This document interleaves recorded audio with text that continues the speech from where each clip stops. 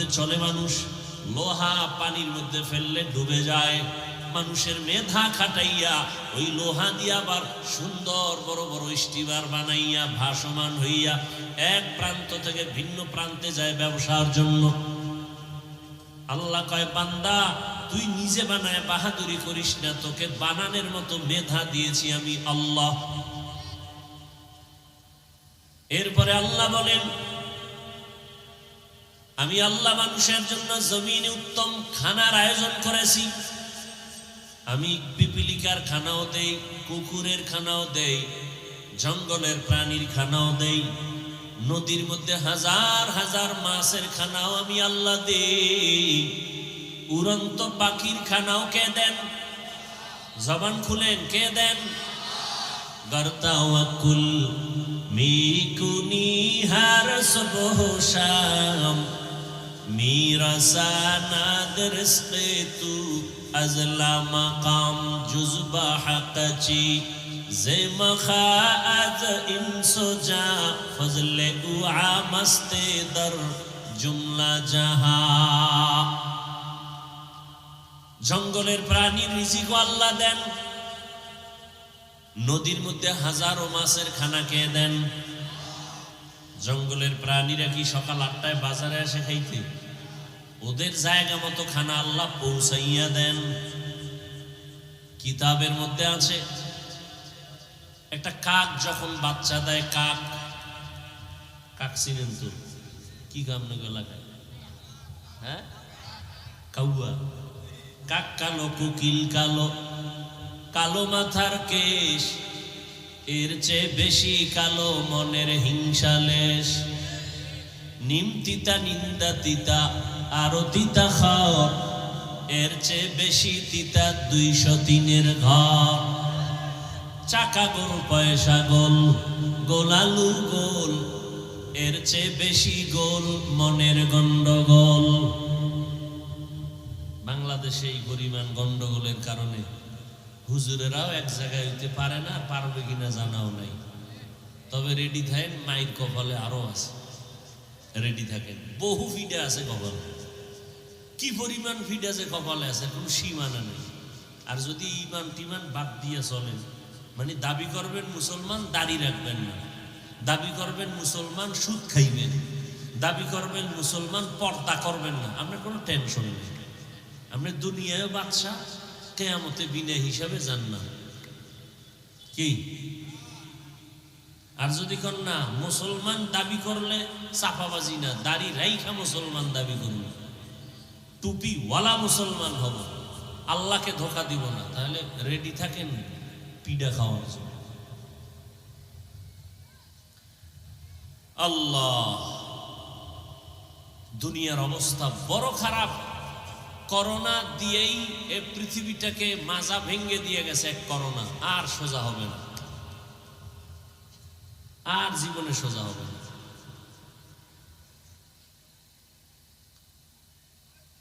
আল্লাহ সব ভাইকে হেদায়েত দান করুন।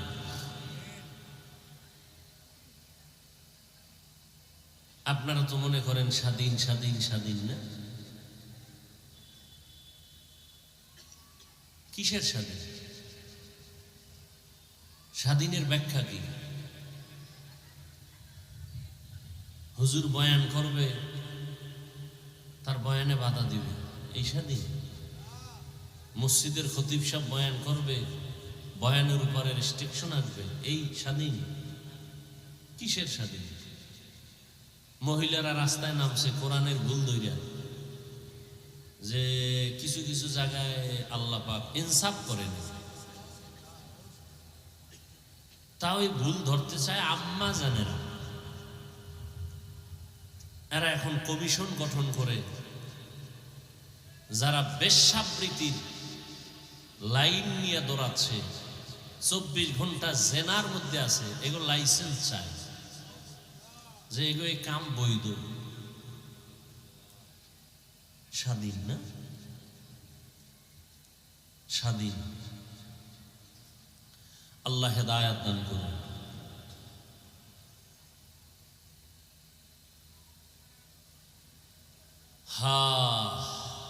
আর আমাদের আমাদের ওলামায়ে কেরাম যাও এক হবে, এই ফেসবুকের গোলামদের কারণে অনেকটাই কাছে আসাও আসতে পারে না। এদেশে ফেসবুকের গোলাম যারা আছে, আলেমের দুশ্মন, কিছু হলেই ফেসবুকে লোকমা দেয়। হুজুর সতর্ক হয়ে যান, ফেসবুকে দেয় লোকমা। এরকম বেয়াদব আছে না নাই? এই বেয়াদবদের কারণে ওলামায়ে কেরাম কাছে আইসাও আসতে পারে না। আল্লাহ হেদায়েত দান করুন। সারা বাংলাদেশে বলি, আলেমদের বিরুদ্ধে যারা লেখালেখি করে এরা মা বাবার অভিশপ্ত সন্তান, একটাও মা বাবার ভালো সন্তান না।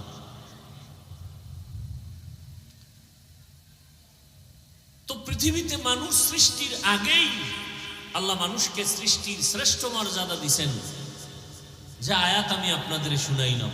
মানুষের জন্য উত্তম খানা কুকুরেও খায়, শুকরেও খায়, গরুয়েও খায়। মানুষের খানা কি এক? মানুষের যত খানা সব কাবারে আটকানো, যাতে ময়লা না লাগে। আপনি ভাত খাবেন, চালটা কাবার লাগায় দিছেন। আপনি রুটি খাবেন, গম কাবারে আটকানো। আপনি মাছ খাবেন, কাবার খুলে খাও। গোশত খাবেন, চামড়া দিয়ে আটকানো। চামড়াটাও খাইতে মনে চায়, পশম দিয়া কাবার লাগায় দিলেন। ফল খাবেন, কাবারে ঢুকানো। কিছু কিছু ফল আছে কাবার সহ খাওয়া যায়, যায় না? যেই কাবারগুলো সহ আপনি খেতে পারবেন, সে কাবারগুলো এতটাই সফট, এতটাই প্লেন যে বাইরের ময়লা আটকায় না। বাইরের ময়লা আটকায় না। আর যেটা আটকায় যায় ওইটার চামড়া সহ কাবার সহ খাওয়া যায় না। যেমন কলার ভিতরে ময়লা আটকায় বাহির থেকে, এজন্য এটা ফালায় খাও। আপেলের উপরের কাবারের উপরে ময়লা আটকাবে না, হালকা পানি দাও, ধুইয়া নাও, কাবার সহ খাও। আঙ্গুরের ময়লা আটকাবে না, কাবারটা সহই তুমি ধুইয়া খেয়ে ফেলো। তো মানুষের রিজিক এত প্রিয়, আল্লাহ তাআলা বলেন মানুষ হবে সৃষ্টির শ্রেষ্ঠ সিদ্ধান্ত মানুষ বানাবার আগেই। দুনিয়ায় পাঠাবার পর এদের শ্রেষ্ঠত্ব ধরে রাখার জন্য আমি আল্লাহ কিছু ব্যবস্থাও দিয়েছি, যেই ব্যবস্থাগুলো ধরে রাখলে ওর সম্মান ইজ্জত কখনো নষ্ট হবে না। এই ব্যবস্থার মধ্যে দুইটা ব্যবস্থা আল্লাহ দিলেন। এক ব্যবস্থা ব্যক্তি, দ্বিতীয় ব্যবস্থা কিতাব। ব্যক্তিদের মধ্যে শ্রেষ্ঠ ব্যক্তি রহমাতুল লিল আলামিন। কিতাবের মধ্যে শ্রেষ্ঠ কিতাব হলো কোরআনুল কারীম। শ্রেষ্ঠ ব্যক্তি রহমতের নবী আমার, তিনিও আসলেন মক্কা নগরীতে। কিতাবের মধ্যে শ্রেষ্ঠ কিতাব আল্লাহ এটাও দিলেন মক্কা নগরীতে। তবে ব্যবধান, আল্লাহ যে দুইটা ব্যবস্থা দিলেন, কিতাব আর ব্যক্তি, এই দুই ব্যবস্থা যারা মেনে চলবে তারা দুনিয়ায় বাদশা, আখিরাতেও বাদশা। এদের কোনো সম্মানও কখনো যাবে না, ঈমানও যাবে না। তবে এই দুই ব্যবস্থার মধ্যে পাওয়ার হলো ব্যক্তির পাওয়ার বেশি। এজন্য আল্লাহ ব্যক্তি জমিনে বেশি পাঠাইছেন, কিতাব কম পাঠাইছেন। নবীগণ, সিদ্দিকগণ, শহীদগণ, সালেহগণ, লক্ষ লক্ষ নবী রাসূল, লক্ষ লক্ষ সাহাবায়ে কেরাম। কিতাব হলো 104। আবার ব্যক্তি আগে পাঠাইছেন, কিতাব অনেক পরে পাঠাইছেন। আবার ব্যক্তি পাঠাইয়া কিতাবটা হাতে দেন নাই, বরং কিতাবটা বুঝার মতো যোগ্যতা আল্লাহ আগে ঢুকাইছেন, বুঝানোর মতো যোগ্য বানাইছেন, তারপরে কিতাব দিছেন। না হয় আমাকে এক প্রশ্নের জবাব আপনারা দেন, রহমতের নবীর মতো তো শ্রেষ্ঠ ব্যক্তি কেউ নাই। বলে কেমন শ্রেষ্ঠ? মেধার বেলায় শ্রেষ্ঠ, চেহারার বেলায় শ্রেষ্ঠ, গঠনের বেলায় শ্রেষ্ঠ, শারীরিক গঠন শক্তির বেলায় নবী শ্রেষ্ঠ। কেমন? কোনো তুলনা নাই। সেই নবীর আমাদের তো এখন এমন যুগ আসছে, 1-1.5-2 বছরের বাচ্চা অনেক চালাক। রহমতের নবী তো তুলনাহীন ব্যক্তি, সেই রসুলকে 40 বছর পরে কেন কোরআন দিলেন? দুনিয়ার মানুষকে জানায়া দিলেন, হে মানুষ, রহমতের নবী গোটা দুনিয়ার মানুষের আদর্শ মডেল। এমন আদর্শ রহমতের নবী তৈরি করলেন, কিয়ামত পর্যন্ত ওই প্রেসক্রিপশন দিয়া গোটা দুনিয়াটা চলবে, নতুন কোনো আদর্শের প্রয়োজন হবে না। তবে যারা চালাকি করে মুহাম্মদের প্রেসক্রিপশন বাদ দিয়া নতুন কোনো ডাক্তারের প্রেসক্রিপশন নিবে, এদের মরার আগে ধ্বংস চলে আসবে, আসতেছে, চোখের সামনে দেখতেছি। একমাত্র কারণ লোকটার বাড়ি আছে, গাড়ি আছে, টাকা আছে, তারপরও কেন জুতার বাড়ি খায়? একমাত্র কারণ মদিনা ওয়ালার আদর্শ নাই। তুকু যাও সুন্নতে আহমদ কুজা বা মুহাম্মদ কাইবুদ নিসবতরা মান আহাব্বা সুন্নতি কওলে রাসূল মজদায়ে কানা মাই হাম কুন কবুল। আর একটা লোকের বাড়ি নাই, গাড়ি নাই, টাকা নাই, কিন্তু লোকটাকে সবাই সম্মানের চেয়ার আগায় দেয় কেন? কয় টাকার মালিক? বলে কোনো টাকা নাই। কয় তালা বিল্ডিং? কয় বাড়ি নাই। ঘরের ভেতরে গ্রাম্য ভাষায় বলে উন্দুর ভরে আর মরে। কাজ করলে চুলায় আগুন জ্বলে না, করলে চুলায় আগুন জ্বলে না। এমন বান্দাটারে কেন সবাই মাথায় নিয়ে সম্মান করে চেয়ার আগায় দেয়? কয়ের কাছে টাকা নাই, পয়সা নাই, বাড়ি নাই, গাড়ি নাই, কিন্তু এর কাছে আছে মদিনা ওয়ালা নবীর আদর্শ। এজন্য নবী 1000 বছর আগে চ্যালেঞ্জ দিয়া গেলেন, ক্বালা রাসূলুল্লাহি সাল্লাল্লাহু আলাইহি ওয়া আলিহি ওয়াসাল্লাম তারাকতু ফীকুম আমরাইন লান তাদিল্লু মা তামাসসাকতুম বিহিমা কিতাবাল্লাহি ওয়া সুন্নাত রাসূলি। নবী বলেন, 2 জিনিস রেখে গেলাম, আকরাইয়া যারা ধরবে এদের ঈমানও যাবে না, এদের সম্মানও যাবে না। এক হলো আল্লাহর কিতাব কোরআন, আর একটা হলো রহমতের নবীর জীবনের আদর্শ সুন্নত। নবীর আদর্শ কি? সুন্নত।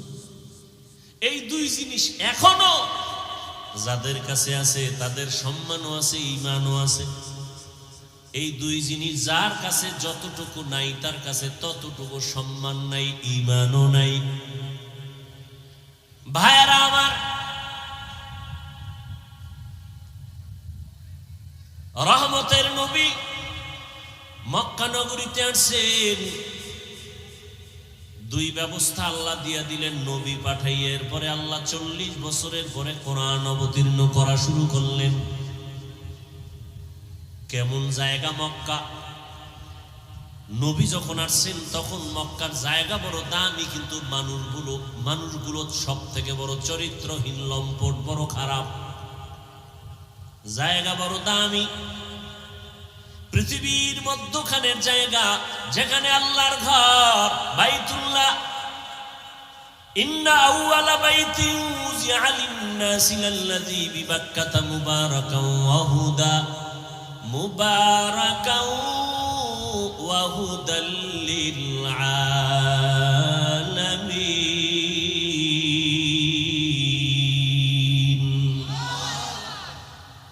এমন একটা ঘর আল্লাহ বানাইলেন, পৃথিবী নামক গ্রহ আল্লাহ বানাইয়া প্রথম ঘর, এমন একটা ঘর আল্লাহ বানাইলেন যে ঘর হেদায়েতের ঘর, ইবাদতের ঘর, যেই ঘরের দিকে তাকাইলে সওয়াব, যেই ঘর শুধু দেখবে তাকায়া বাইতুল্লাহ সওয়াব, যেই ঘরের আঙ্গিনার মধ্যে বসে একবার যদি বলে আল্লাহ, 1,00,000 বার আল্লাহ বলার সওয়াব, যেই বাইতুল্লাহর এরিয়ার মধ্যে বসে যদি একবার কেউ বলে লাব্বাইক, 1,00,000 বার লাব্বাইক বলার সওয়াব, যেই এরিয়ার মধ্যে একটা সেজদা দিলে 1,00,000 সেজদার সওয়াব। এমন একটা ঘরের পাশের মানুষগুলো চরিত্রহীন, চরন্ত খারাপ। কতটা খারাপ ভাষা নাই বলার লজ্জার কারণ, এত খারাপ। নারী আর পুরুষ উলঙ্গ হইয়া একত্রে বাইতুল্লাহর দেওয়ালটাকে তাওয়াফ করে। কতটা খারাপ! অথচ মসজিদ দেখলে কোন হিন্দু মহিলাও যদি মসজিদের কিনারা দিয়া হেঁটে যায়, মাথার কাপড় টেনে দেয়, মসজিদ সম্মান করে। ওরা কত খারাপ যে বাইতুল্লাহর সামনের দেওয়ালটারে পুরা তাওয়াফ করে নারী পুরুষ একসাথে, আবার সব উলঙ্গ। কেন? এর কেনরও জবাব আছে। কেন করে? বলে ওরা অন্যায় করে, কাপড় না পাক, পোশাক না পাক, বাইতুল্লাহ পাক, এই জন্য নাপাক কাপড় নিয়ে বাইতুল্লাহর কাছে যায় না, সম্মান করে। আমগো দেশে কয় অতিভক্ত, এর নাম চোর। অতিভক্তের নাম চোর। ভাইরা আমার, শুধু তাই না, এরা কোনো পশু জবাই করলে রক্তগুলো বাইতুল্লাহর দেওয়ালে মেখে দেয়, মনে করে এটা বরকত। তাহলে আমার জবাইটা কমপ্লিট, কবুল হয়ে গেছে। আল্লাহ আয়াত নাজিল করে বলেন, নবী জানায় দেন, লা ইয়ানালাল্লাহু লুহুমুহা ওয়ালা দিমাউহা ওয়ালাকিন ইয়ানালুহুত তাকওয়া মিনকুম। এই পাপিষ্টরা, তোদের রক্ত আর গোশত আমার কাছে দাম নাই, আমার কাছে একমাত্র দাম হলো তোর অন্তরের তাকওয়া, ভয়। কোরবানিটা দাও গোশত বেশি খাওয়ার জন্য নাকি আল্লাহকে খুশি করার জন্য? এটাই তোর কোরবানির মূল। কত বড় গরু কোরবানি দিলা, কত কেজি গোশত হলো, আমি আল্লাহ এটা দেখি না, আমি দেখি তোমার অন্তরের মধ্যে আমি আল্লাহর ভয় আছে কিনা। हर के दारत खौफे हकदार दिल मदम जन्नतुल मअवा देहत उरा मकाम। মক্কার মানুষ আর কত খারাপ! বলে ওরা নারীদের পছন্দ করে না। বিধবা নারী সমাজের বাইরে। আম্মা জানেরা মাসে যখন অসুস্থ হয় বিছানা আলাদা করে দেয়, ঘৃণা করে। কন্যা পছন্দ করে না। ছেলে হলে বাবা খুশি, বড় ঈদের আনন্দ করে। মেয়ে হলে বাবা দরজা লাগায়া ঘরের মধ্যে থাকে, বাইরে যায় না, লজ্জা। কন্যা হইছে এই ভয়, এই লজ্জা। রহমতের নবী আসছেন, এত খারাপ জায়গায় রহমতের নবীরে আল্লাহ পাঠাইলেন কেন? যেই জায়গার মানুষ এত খারাপ, ওই জায়গার মধ্যে এত দামি রহমতের নবীকে কেন পাঠাইলেন? বলে যত বড় রোগী তত বড় ডাক্তার, ঠিক নেই? ইমামুল আউয়ালিন আল আখিরিন বহরে সদকা রহমাতাল লিল আলামিন সাইয়্যিদুল কাউনাইন খাতমুল মুরসালিন আখির আমদ বুদে ফখরুল আউয়ালিন শুদ ওজুদাস রহমাতাল লিল আলামিন মসজিদে উশুদ হামারো ये জমিন। রোগী যত বড় ডাক্তারও তত বড়। রহমতের নবী কেমন ডাক্তার? বলে শ্রেষ্ঠ ডাক্তার। শ্রেষ্ঠ ডাক্তার কাকে বলে? কয় যেই ডাক্তারের ঔষধ দেওয়ার পরে আর কোন ডাক্তারের প্রয়োজন হয় না। রহমতের নবী এমন এক ডাক্তার, নবী আইসা এমন ঔষধ দিলেন যে ঔষধ সেবন করলে মানুষ দুনিয়াতেও লাভবান, আখিরাতেও লাভবান। অন্য কোন ডাক্তারের ঔষধ নেওয়ার প্রয়োজন হবে না। কিন্তু এই জমিনের মধ্যে রহমতের নবীর ঔষধ বাদ দিয়া যারা আব্রাহাম লিঙ্কনের ঔষধ গণতন্ত্রে কলিজায় ঢুকাইছে, ওরা জায়গায় জায়গায় জুতার বাড়ি খাইতেছে। আসতে বলেন কেন? আব্রাহাম লিঙ্কনের আদর্শ গণতন্ত্র, রহমতের নবীরটা বাদ দিয়া নিচে কপাল পুড়ে গেছে। লেনিনের আদর্শ নিচে, নবীরটা বাদ দিয়া কপাল পুড়ে গেছে। কালমার্সের আদর্শ নিয়ে নবীরটা বাদ দিছে, কপাল পুড়ে গেছে। জমিনের মধ্যে নবীর আদর্শ বাদ দিয়া ভিন্ন কোন আদর্শ যারা গ্রহণ করেছে, এরা মরার আগেই মরে গেছে। এদের ইজ্জত সম্মান সব নষ্ট হয়ে গেছে। আল্লাহর জাতের কসম, এ জমিনে একমাত্র রহমতের নবীর আদর্শ ছাড়া আর সুন্দর ভালো আদর্শ কারো মধ্যে নাই। রহমতের নবীর আদর্শ কত সুন্দর, এক পশুর সামনে অন্য পশু জবাই করবা না, কষ্ট পাবে। তাহলে একটা পশুর কষ্ট রহমতের নবী বরদাস্ত করতে পারেন না, সে জায়গায় মানুষ হইয়া মানুষের কষ্ট দিলে এটা কেমনে বরদাস্ত হবে? কিন্তু কপাল বড় খারাপ, এমন যুগে জমিনে জন্ম নিলাম, এমন সমাজে যে একটা কুকুর মারলে মানুষ কষ্ট পায়, কিন্তু মানুষ জবাই দিলে কষ্ট পায় না। কপাল বড় খারাপ। রহমতের নবীর আদর্শ এতটাই সুন্দর, জীবনে নবী একটা মিথ্যা কথা বলেন নাই, ঘোষণা দিলেন মিথ্যা বলবা না, হারাম। নবীও বলেন নাই, কাউকে বলার অনুমতিও দেন নাই। নবী কতটা সরল। মসজিদে নববীর মধ্যে বসে আছেন, শরীরের মধ্যে একটা জামা লাগানো, হঠাৎ একটা বাচ্চা এসে ডাক দিছে দরজার সামনে, ইয়া রাসূলুল্লাহ, আমারে আম্মু পাঠাইছে। আম্মু কি চাও? আমার আম্মু একটা জামা চাইছে, কুর্তা। নবী বললেন আমার কাছে এক্সট্রা কুর্তা নাই, জামা নাই। বাচ্চা চলে গেল। কিছুক্ষণ পর আবার ঘুরে দিয়ে আইসা বলেন, ও দয়ার নবী, আপনার শরীরের মধ্যে যেই জামাটা আছে আমার আম্মু সেই জামাটাই চেয়েছেন। রহমতের নবী কেমন দয়ার নবী, নিজের জামাটা খুইলা দিয়ে দিছেন, খালি বডি নিয়ে নবী বসে আছেন। আপনি দিবেন? এই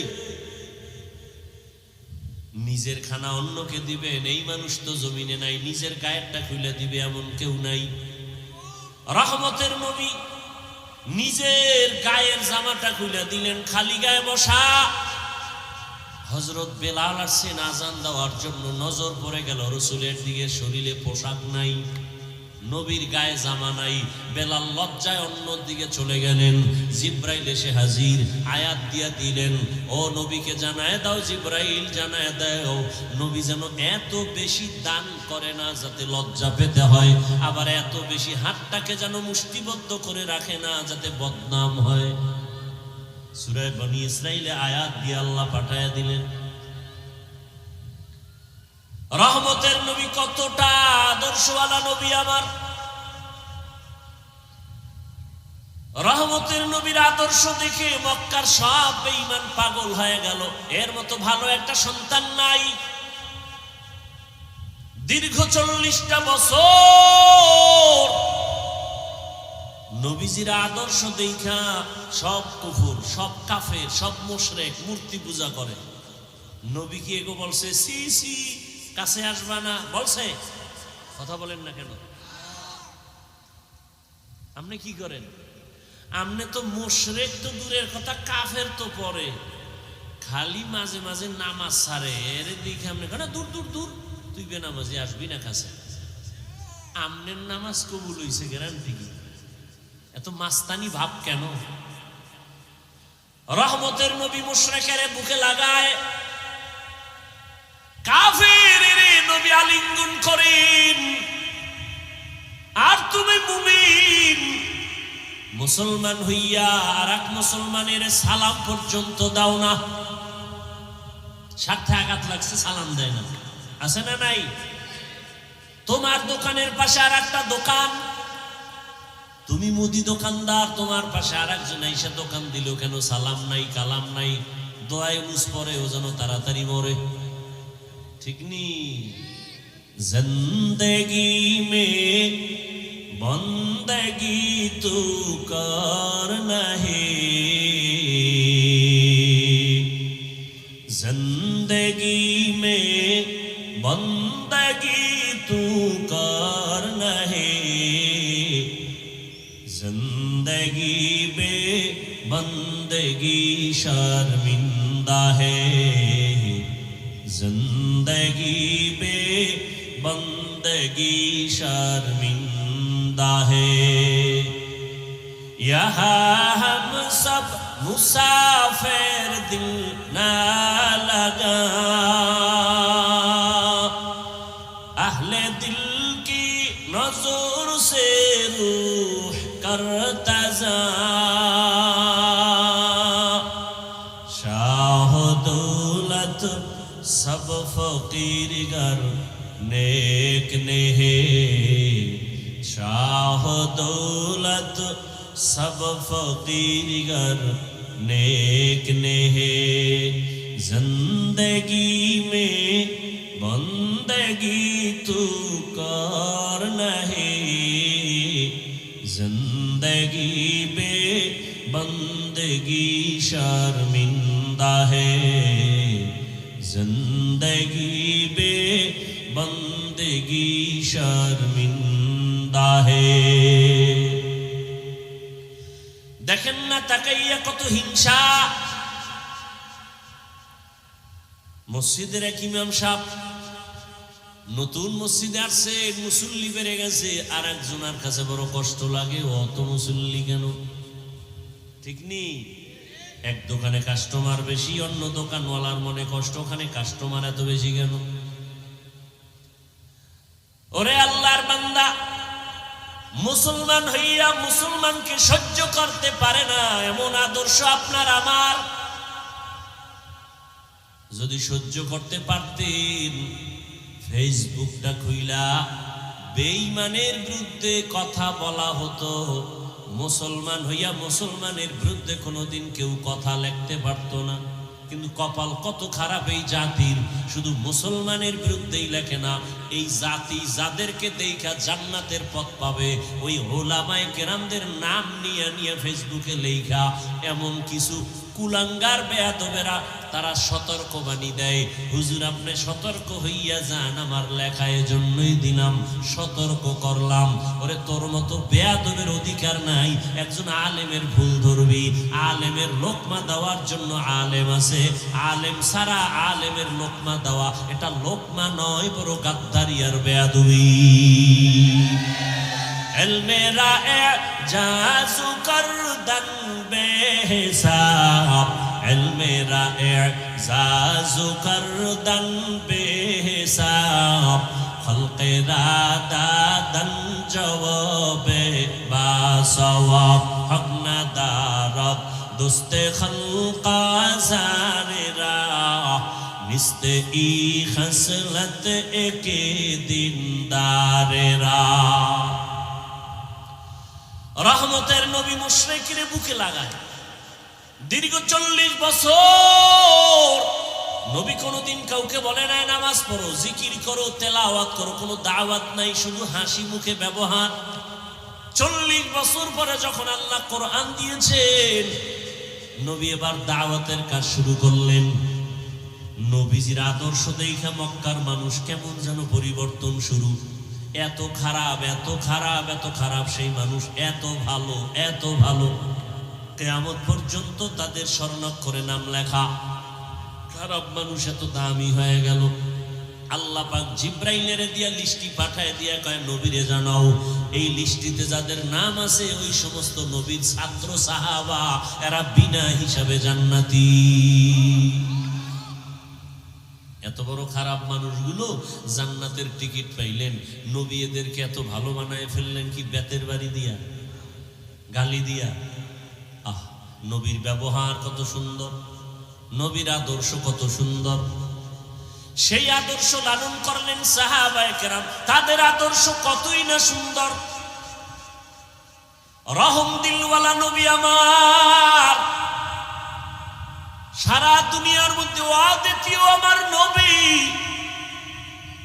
সেই নবীর যৌবনের বয়স 25 বছর, কিন্তু ওই সময় নবীর তো পৃথিবীর এক শ্রেষ্ঠ রমণী দরকার, সুন্দরী রূপসী এক মেয়ে দরকার, কুমারী। কিন্তু আল্লাহ পাক মক্কার মানুষের সব চরিত্র ঠিক করার জন্য নবীরে পাঠাইয়া দেখাইলেন। নবী ওই বয়সে একজন মেয়েকে বিয়ে করলেন, এক নারী, তাও 2 জন স্বামী বিদায়ের পরে। রহমতের নবী, 2 সন্তানের মা, জননী। ওদিকে আবার বয়সেরও কোনো মিল নাই। রহমতের নবীর বয়স 25, আম্মা জানের বয়স কত? এতটা দেখার পরও যে বেঈমান, যে পশু, যে কুলাঙ্গারের বাচ্চারা বলে মুহাম্মদ যৌবনের তাড়নায় পড়ে অনেক বিয়া করেছে, ওরে পিটাইয়া এরপরে ওকে কুকুরের নাস্তা বানাইলো, এর জাল শোধ হয় না। তুকু যাও সুন্নতে আহমদ কুজা মা মুহাম্মদ কে বুয়দ নিসবত তোরা। 40 বছরের রমণী, রহমতের নবীর বয়স 25। ও পর্দার আড়ালের শিক্ষিতা আম্মা জানেরা, আজ আপনার মতো কত মা ঢাকার শহরে স্লোগান দেয় ইসলাম নাকি নারীর অধিকার দেয় নাই, সম্মান দেয় নাই, আবার এদের সাথে কিছু নাস্তিক কুলাঙ্গার চরিত্রহীনেরাও তাল মিলায়। আল্লাহর জাতের কসম, হিন্দুদের ধর্মের কিতাব খুলো, নারীর উপরে জুলুম। ইহুদি ধর্মের কিতাব খুলো, নারীর উপরে জুলুম। খ্রিস্টান ধর্মের কিতাব খুলো, নারীর উপরে জুলুম। একমাত্র নারীর ইনসাফ আর এহসান করেছে, তার নাম হলো ইসলাম। ইসলাম ছাড়া নারীর অধিকার কেউ দেয় না। আরে আম্মা জানেরা, এটা বুঝার মতো মেধা কই? রহমতের নবী বুঝাই দিলেন আমি এত বড় পাওয়ার ওয়ালা মুহাম্মদ, আমার শারীরিক শক্তি অতুলনীয়, জৈবিক শক্তি অতুলনীয়, মানবিক শক্তি অতুলনীয়। আবার 25 বছর বয়সে আমি 40 বছরের এক রমণীকে বিবাহ করেছি। তাও আবার 2 স্বামী বিদায় হলে 3য় স্বামী আমি। তাও আবার নিঃসন্তান না, 2 সন্তানের জননী। আবার তার গর্ভ থেকে আল্লাহ আমাকে 4টা কন্যা দান করেছেন। খাদিজাতুল কুবরার গর্ভ থেকে 4 কন্যা। নবী বলেন আমার একটা ছেলেও নাই, আমি 4 কন্যার বাবা। রহমতের নবী বলেন ও দুনিয়ার বেঈমান মক্কার মুশরিক, তোরা কন্যা পছন্দ করো না। কন্যা হলে বাবা কষ্ট পায়, বউরে গালি দেয়। 1500 বছর পরেও এমন কিছু কুলাঙ্গার আমগো সমাজে এখনো আছে। ছেলে হলে খুশি হয়, মেয়ে হলে কষ্ট পায়। কথা বলেন না কেন? নাই, বউরে গালি দেয়। সব মাইয়া কেন? বউ দিছে, দোষ বউয়ের। যদি তুমি দোষ খুঁজতে চাও তো দোষ তো তোমার। এখানে তো বউয়ের দোষ না, দোষ তো তোমার। তোমার রেখে দেওয়া আমানত স্ত্রী বহন করে, তাকে পুরস্কার দাও। আল্লাহ কয় কারো দোষ না, সব কুদরত কার?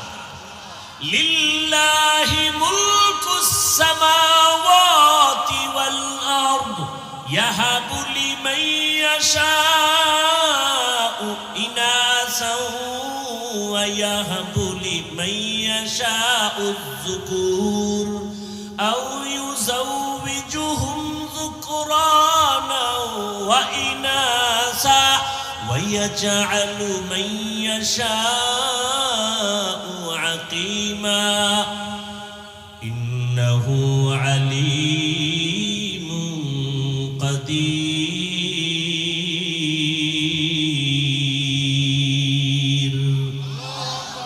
আল্লাহ বলেন আসমান জমিনের ক্ষমতা কার?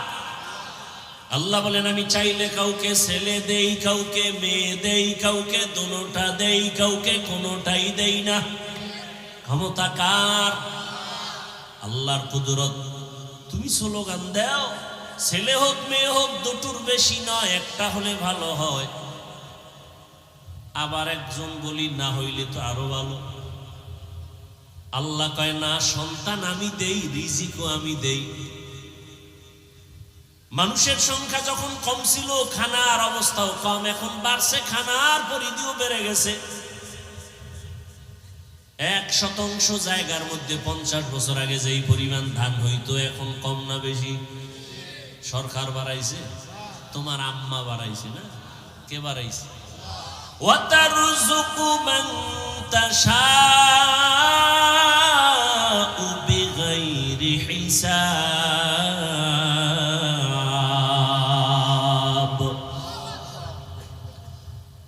আগে 10টা পেয়ারা খাইলো টের পাওয়া যায় না, এখন এত বড় বড় পেয়ারা একজন একটা খেতে পারি না। কে বানাইছেন? এত হাজার হাজার মাছের খানা যিনি দিতে পারেন, হাজার হাজার প্রাণীর খানা যদি জঙ্গলে দিতে পারেন, সেই মালিক মানুষ তোমারে কেন দিতে পারবে না? এত অন্তর কেন তোমার দুর্বল? রহমতের নবী বলেন, এই খাদিজার গর্ভ থেকে আমার কয়টা কন্যা? 4 কন্যা, আমার কোনো ছেলে নাই। মক্কার বেঈমানেরা ঘুরে ঘুরে কয় মুহাম্মদ মরে গেলে বংশ শেষ, ধরে রাখার কোনো ছেলে নাই। নবীর মনে কষ্ট। আল্লাহ বলেন, আপনার কোনো চিন্তা